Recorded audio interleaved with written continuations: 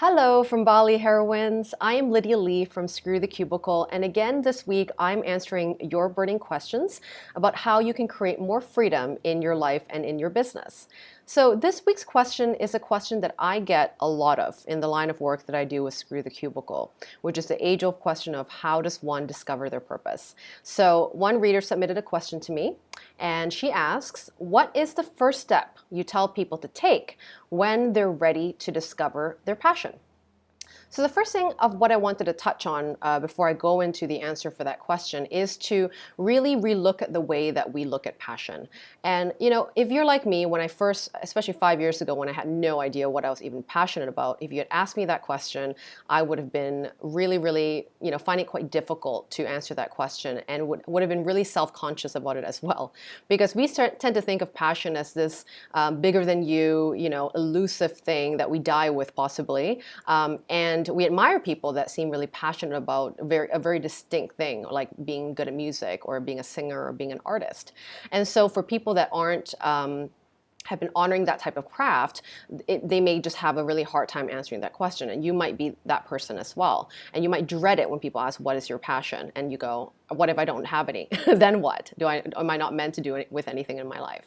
So I like to, instead of saying, what is your passion? I like to ask the question of what are some of the things that you're curious about? Or what are some of the things that you're drawn to?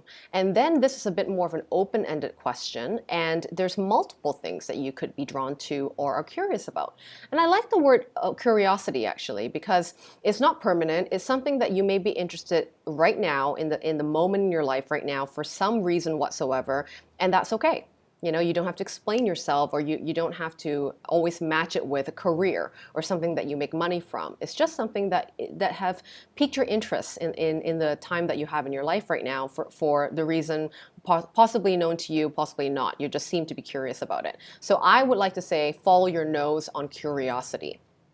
And there are a lot of things that you already like. So even in your day-to-day life, even if you were going to a 9-to-5 job and not loving the job, there's certain things that you do for fun. There's certain things that you're doing that keeps you happy in between you and your shitty job even, right? So there's still things in there that there's details and insights there if you try to just pinpoint what is happening most often. What are you talking about most often? What are the conversations that you're a part of most often? And I like to start with that. Really not overcomplicating the subject of passion, and just to go, what am I doing a lot of anyway in my daily life?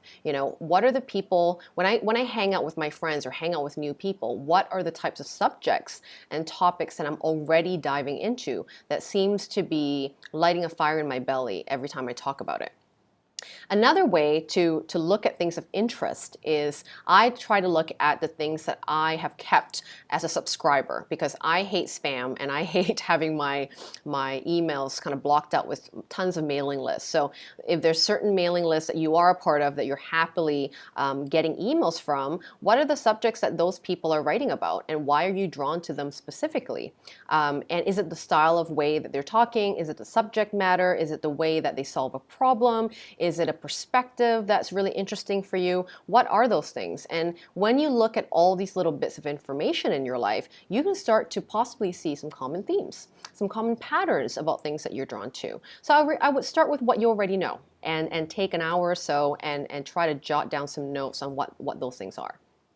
So when you think about passion, really think about what sparks your curiosity, that brings you joy and some satisfaction and happiness and fulfillment. What are those things? And make a list of those things. And then when you have that list, I would dig a little deeper. So for example, if you were to say, I just seem to love going to open mic nights. I don't know what it is. I don't even think I'm a good singer, but I seem to like going up there and doing my thing. And I love seeing other people doing their thing. So you might ask the question of, why does this feel meaningful for me? Why is it important for me to show up in these types of places? Why do I feel so joyful when I express myself in that way? And then you'll get an answer from yourself. And then ask again, why is that so meaningful for me? Why does that feel so fulfilling? And a lot of times there's, the root of reasons of why we're attracted to something. And it's never always the first layer of what we think it is, or the most obvious thing that we think. So pondering on the question, reflecting on it, and really digging deeper of why those things are meaningful for you would really be helpful for you to pinpoint the root of it all as well. And another thing I want to touch on is sometimes, and this has happened to a lot of my clients, it's happened to how Screw the Cubicle was born actually, is based on, being passionate about something is usually a time commitment that one person has spent doing something or solving something for themselves. And then perhaps because of what they've done because of it, they've ended up wanting to share it with the world or do work on it. And that could help you identify pieces of information of passion as well. So I would also ask yourself the question of what you may have gone through personally in your life experience so far as a human being to have brought you to where you are today. What hurdles have you gone through? What obstacles have you gone through? What traumatic things maybe even that you've gone through that would have been helpful for you to share with other people who may have gone through or are going through the same thing you've gone through. And sometimes if you've been able to solve something for yourself and it's brought you such meaning in your life because you've solved it, or your life has completely changed and shifted because of it, you are probably quite passionate about it. You're probably quite passionate about telling people that story. And so are there aspects of the way that you have solved that problem or have insight on, or your perspective on that idea that is going to be something you could stand behind and be passionately sharing with the world with as well. So that would be another way to see if you have any sparks any passionate curiosity in that realm. And the good question that I like to ask my clients, actually, this is on a lot of my prep work before I take on a client, and I love to hear the answers that come from different people. And this is the question that I like to ask, which is something that you can jot down and write and journal about it as well. So the question is, I have lived to a ripe old age, and I am lying on my deathbed. I look back with satisfaction over a long and fulfilling life.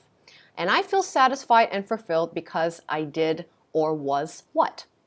So what answers come up for you instinctively when you read that question to yourself? And just start to journal and make notes and journal about everything that you want to feel, that you want to experience, that you would have wanted to be surrounded by, even if it's not happening in your life right now. What does that future look like for you? What would you like to have your last memories on earth to feel like and to look like visually? So that would be a really, really great way for you to get some clues as to what your passion and purpose could be as well. And I always say, we should always try to surrender to ourselves, to be inquisitive and surrender to the idea of being drawn to things for the sake of being drawn to things. It doesn't have to mean something right away. And we just need to acknowledge and know that when we're drawn to these things, it makes us feel really fulfilled and satisfied and happy for that minute. And we don't need to justify it. It's just being in that moment and being fully expressed in that whatever that activity or experience that we're having. And we don't need, if we start to label it into, is this going to bring me money, or is this really going to be something I'm going to be passionate about long term till the day I die, that's too much pressure. It doesn't give you the room and space to play with it and experiment with it. And that's why I really love looking at children when they're really kind of drawn to something. They tend to just immerse themselves in it, and then when it doesn't feel good anymore, they move on to something else. And that's something that I think as adults we forget. We forget to play, we forget to experiment, and we forget to just say, this isn't right or wrong. I don't need to please anybody. I just like doing this for the sake of doing it. And when you're in that happy place, when you're in that alignment of joy, how could you not feel in passion? And it's not this one thing. We can be driven by passion in multiple vehicles of things. And this is also okay. And we should have that. We shouldn't just be kind of, be passionate about one thing only. That life would be pretty boring if that happens. And when you're in that creative flow, when you're in that joy, how could you not be happy and thinking of other things that would bring you more of that joy? And at the end of the day, being passionate really is a feeling, it's an emotion, and you want more of that. It doesn't matter what you're doing to get it, as long as you have more of that. Then you can attract more of that into your life and really understand what passion even feels like to you. You're going to know the difference. And so when you make choices on things, or you meet someone, or you have an opportunity presented to you, you can see if those feelings match because you felt it before. So being, habitually inserting passion into your weekly, daily life as often as possible is going to keep your body and your mind and your heart to know exactly what that really feels like. Okay? And so, the last thing I want to leave you with actually is a really great quote by Elizabeth Gilbert, and I'm sure you ladies will know her from writing the Eat, Pray, Love books and many more, of course, amazing books that she's written. But she talks. I saw her in a TED Talk on YouTube and also a blog that she wrote, something about passion again as well. And I love the way that she talks about curiosity also. And Elizabeth Gilbert says, "Follow your curiosity. Passion is rare. Passion is a one-night stand. Passion is hot and it burns. And every day you can't access that. Follow it. It might lead you to your passion or it might not. You might get nothing out of it except a beautiful long life where all you did was follow your gorgeous curiosity. And that should be enough too."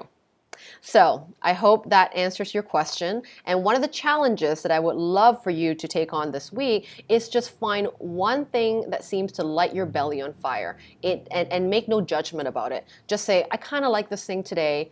I feel like I could give it 7 days and see where this goes for me to explore with this and just immerse yourself in it. Whether it's just taking an hour or two on a Sunday or after work or in the evenings, just give it some time. Commit to it for a certain amount of time, and then you can know how you feel about it after 7 days or after a month and see where it goes. So I hope you take my advice and my extent and get my invitation to follow your nose down the rabbit hole of curiosity.